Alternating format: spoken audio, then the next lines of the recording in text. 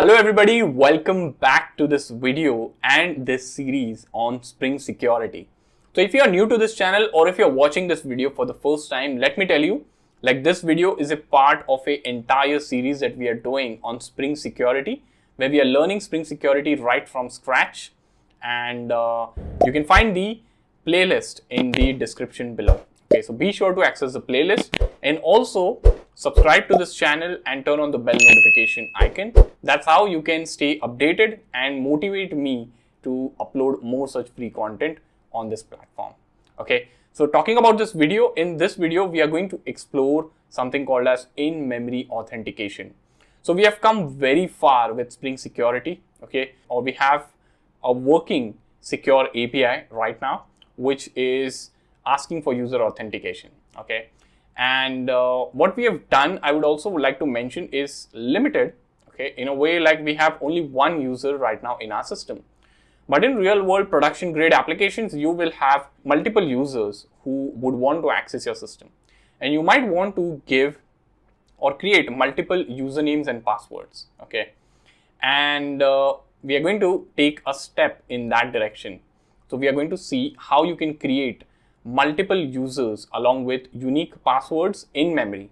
Okay, so we are not making use of a persistent system like a database yet.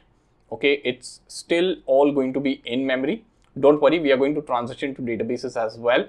But for this video, we are going to stick to in memory authentication, where we create users and passwords in memory. We'll assign them roles as well. Okay, and yeah, you're going to see multiple user based authentication. That's what we are going to cover. So we'll go step by step. Okay, I won't overwhelm you with a lot of stuff, but in this video, this is what we are going to cover. And yes, we are going to cover this in a very hands-on way. Okay, everything is hands-on. So be sure to stick till the very end, because there is a lot of stuff that's packed in.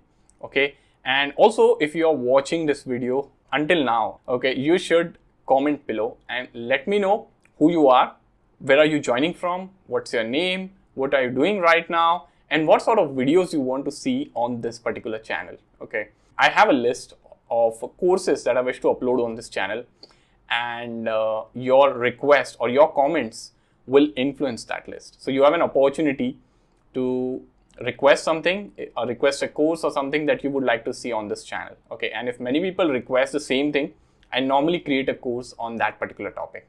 Okay, so yeah, be sure to leave a comment and let me know. Okay, so I go through my comment personally, by the way, let me tell you that as well. I read everything that you all are posting on my videos. Okay, so yeah, I won't take much time. Without a further ado, let's jump right in and let's get started.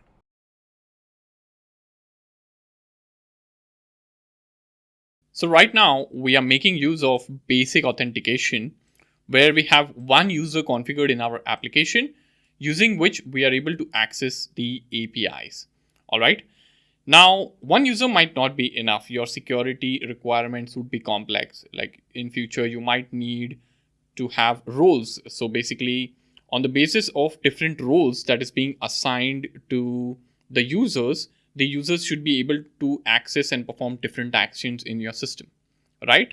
And also, you might have different users that you want to keep track of. Here, as of now, we have only one user. Okay, so this method that we are using right now is very limited. Okay, we have one user who is hard coded.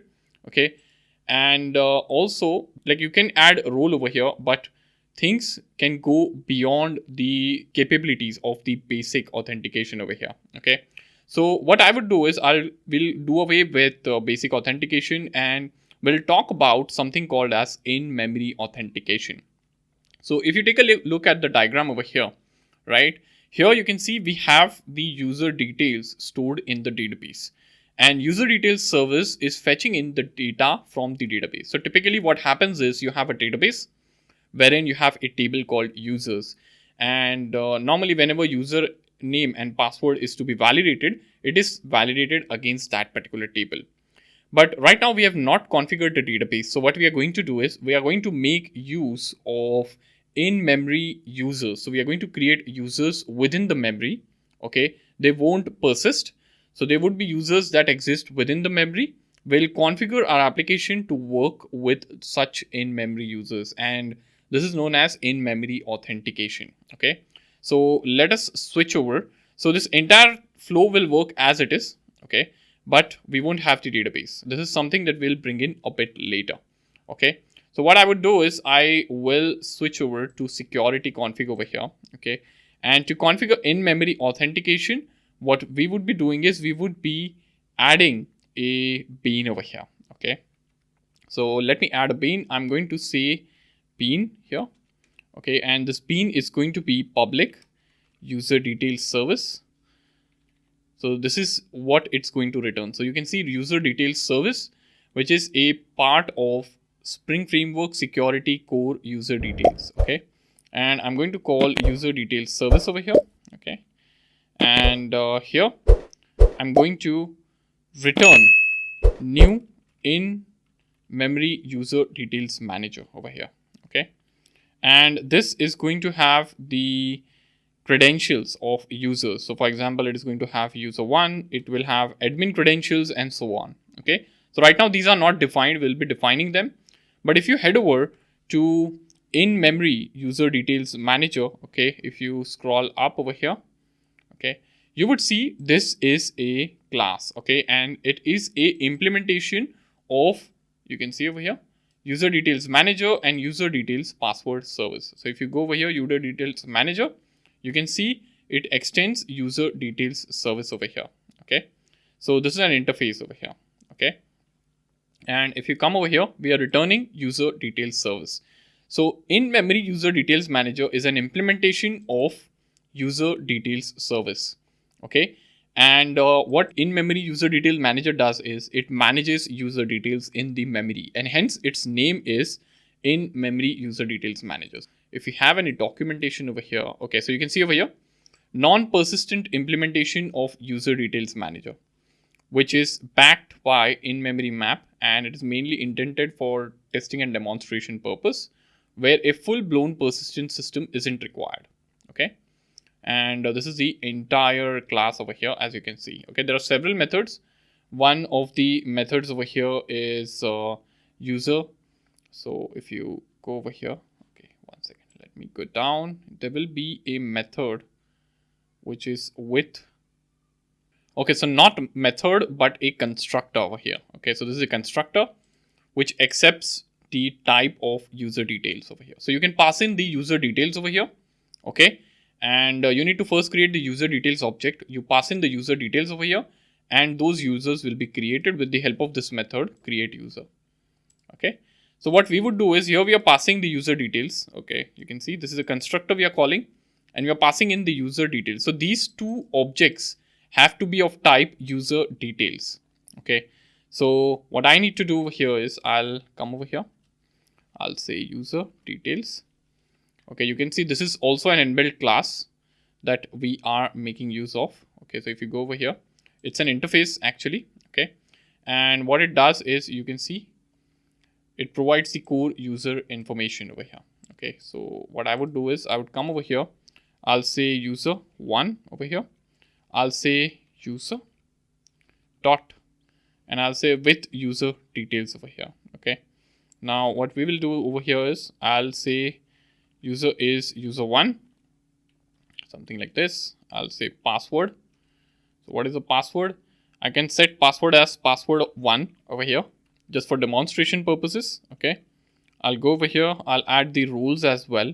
So I'll add the role as normal user, and here I'll say dot build. Okay, so I'm making use of build over here, and what this is going to do is it is going to give me the object of user details type. Okay, so what we are doing over here is we are actually constructing a object of user details type, and we have all these details. Now we are getting a red mark over here. If you hover on this, okay, you'll see that it's a red mark. So required type is user details.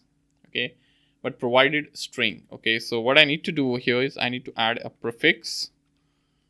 I need to say, okay, I realized like I'm using a different method here. So it was not with user details, it was with username. This is the one. Okay, so we are creating a user with this username, this password, this role, and build over here. Okay. Now I'll explain you what is Noop over here. Okay. So if I remove this, okay, it still works, but what happens is normally you would encode your passwords. Okay. So passwords and usernames are not stored this way. So not username, but here we have to add it to password. Okay. So passwords are not stored this way in a hard-coded text format in memory or in the database. So you have something called as a prefix. So you have to add this prefix NOOP, which tells Spring that, hey, this particular password should be saved as plain text. Okay. I'll tell you that this is not a production grade practice. We will be learning about password encoders and we'll understand how you can encode the passwords so that they cannot be read by anyone else. Okay. But for now, we are making use of Noop over here until we understand how you can make use of password encoders. All right. So this is what it is. What I will do is I have this user created over here. Okay. I can create one more user if I want to. Okay. Or let me add one more user. I'll add one more. Okay. I can say admin over here. Okay. And this one I can give admin here. Okay. And I can call this as admin here. And this one can be admin pass, something like this. All right. So 2 users have been created. And now let me run the application. So let us run the application and let us see how this works. Okay. So the application is up and running. I'll just close this. If you hit refresh over here, you're being asked for password. You can say user 1 and here you can say password 1. And you can say sign in and you can see this works over here. Okay. Even with the other user, it will work. Okay. And even it will work from the postman. So if I say admin and if I say admin pass over here and if I say send, you should see 200 OK appear over here. Okay. So this absolutely works and this is working perfectly fine. All right. So what we have done is we have made use of in-memory authentication to create multiple users and we are managing this in the memory. Okay. So the information is right now not persistent in the database. Okay.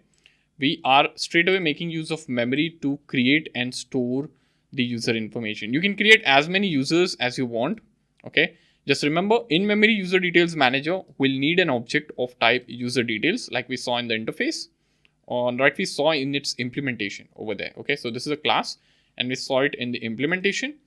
And here you can construct the user details object in this way. All right. And we are making use of Noop over here, which is not a good production practice, but since we are learning, we are using it and we'll do away with this soon. All right. So this is about how you can manage your users in memory.